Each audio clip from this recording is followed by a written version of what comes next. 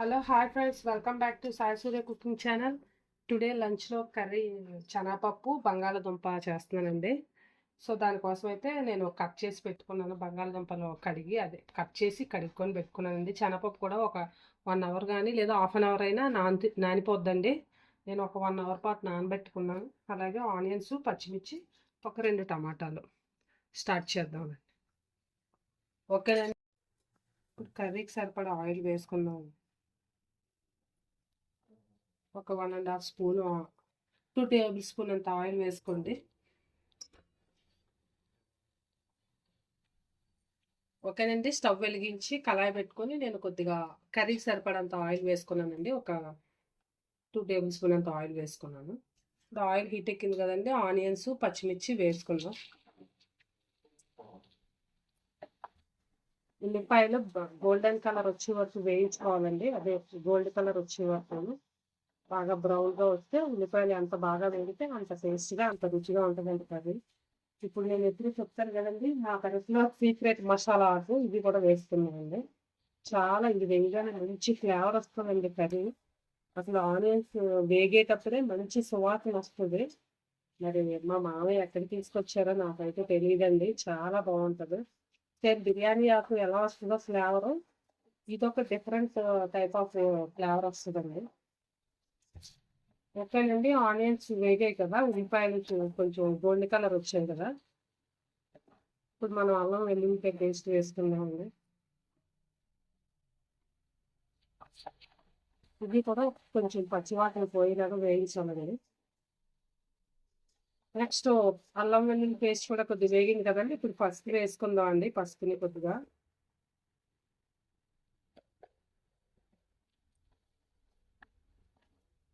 ఇప్పుడు మనం ముందుగా కట్ చేసుకొని కడిగి పెట్టుకున్న పొటాటో ముక్కలు వేసుకుందామండి. 6 ముక్కలు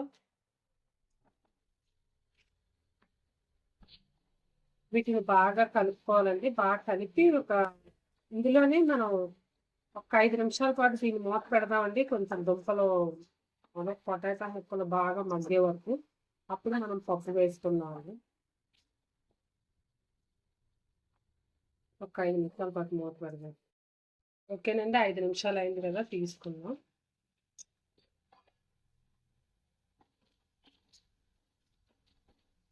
కొంచెం వేగాయి కదండి పొటాటో ముక్కలు, బంగాళాదుంప ముక్కలు వేగాయి కదా. ఇప్పుడు మనం శనగపప్పు వేసుకున్నామండి. శనగపప్పు కూడా పచ్చిదేనండి, నేను ఉడికించలేదు. ఒక కప్పు పచ్చి శనగపప్పు.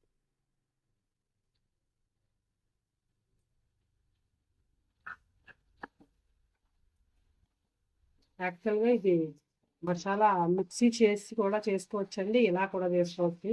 ఆనియన్స్, అదే ఉల్లిపాయలు పేస్ట్ చేసి కూడా, గ్రైండ్ చేసి పేస్ట్ చేసి కూడా వేసుకోవచ్చండి. చాలా బాగుంటుంది.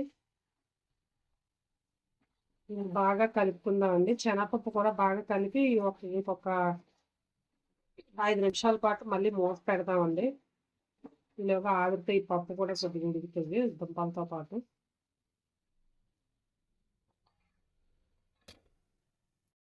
ఓకేనండి, ఇంకొక 5 నిమిషాలు అయింది కదా, కొద్దిగా ఉడికిందేమో చాలా.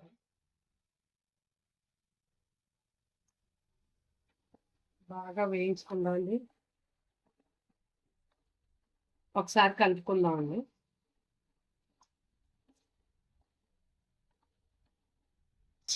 శనగపప్పు, బంగాళదుంప కొంచెం టైం పడుతుందండి. అంటే ఇది ముందే తొందరగా ఉప్పు వేసేయకూడదండి.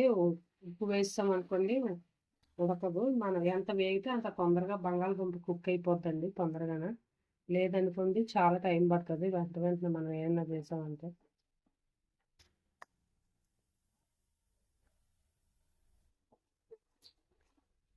ఇప్పుడు మనం కారం అవన్నీ కూడా వేసుకున్నామండి. శనగపప్పు ఏ కాంబినేషన్తో అయినా బాగుంటుందండి. బీరకాయ శనగపప్పు, చికెను శనగపప్పు, బంగాళదుంప శనగపప్పు చాలా బాగుంటుందండి టేస్ట్. కొద్దిగా ధనియాల పౌడర్ వేసుకున్నాను ఒక 1 స్పూన్. అలాగే కొద్దిగా జీలకర్ర పొడి కూడా వేసుకుందాం అండి కొద్దిగా. నెక్స్ట్ కారం కూడా వేసుకున్నామండి.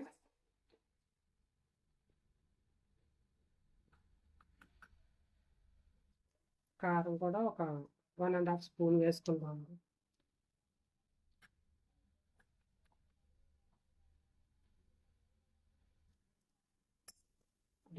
ఇదంతా కూడా కొంచెం బాగా కలుపుకొని ఒక 2 నిమిషాల పాటు బాగా ఇలా వేయించుకుందామండి. బాగా కలిసేటట్టుగా వేయించుకుందామండి.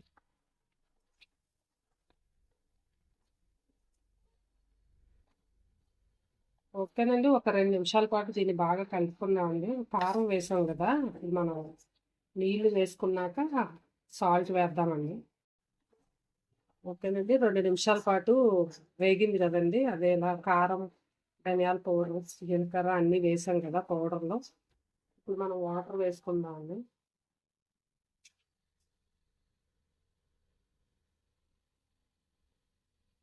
ఈ మాత్రం వాటర్ వేద్దామండి.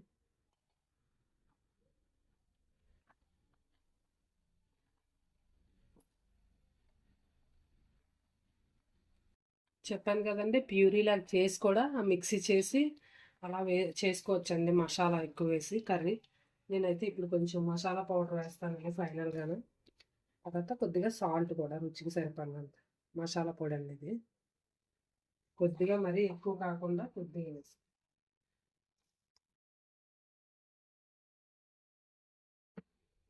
ఇప్పుడు కర్రీకి సరిపడా ఉప్పండి, సాల్ట్.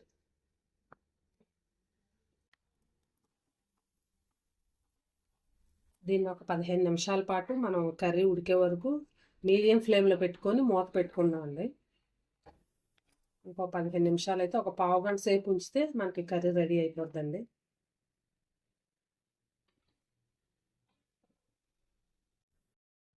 టమాటా వేయడం మర్చిపోయానండి. మా బాబు ఒకటే ఏదో అడుగుతున్నాడు, బయటికెళ్తా అని. ఆ కన్‌ఫ్యూజన్‌లో గబగబా వేయించేసి బంగాళాదుంప, శనగపప్పు వేగిపోయాక ఇంక టమాటా వేద్దామని అనుకున్నానండి. ఈలోగా వాటర్ వేసేసాను. కారం అది వేసాను కదా అని. పర్వాలేదండి.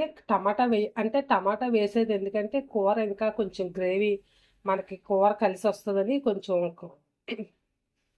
పొటాటోలు తక్కువగా ఉన్నాయనేసని టమాటా వేసి నేను అలాగా దాన్ని అడ్జస్ట్ చేద్దాం అనుకున్నానండి. ఎనివే టమాటా అయితే మర్చిపోయిన, కర్రీ మాత్రం బాగుంటుందండి. 15 నిమిషాలు అయింది కదండి, కర్రీ అయితే రెడీ అయిపోయిందండి.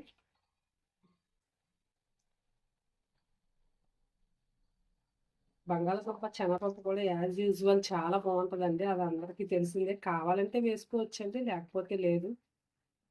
దుంప కూడా చూసారు చాలా స్మూత్గా కూడా ఉడికిపోయిందండి బంగాళదుంప కూడా. అలాగే శనగపప్పు కూడా చాలా మెత్తగా అయిపోయిందండి. చాలా బాగుంటుంది అది. స్టవ్ ఆఫ్ చేసుకొని మనం ఒక సర్వింగ్ బౌల్ తీసుకుందాం. ఓకేనండి. బంగాళదుంప, శనగపప్పు మసాలా కర్రీ రెడీ అయిపోయిందండి. మీరు కూడా టేస్ట్ చేయండి.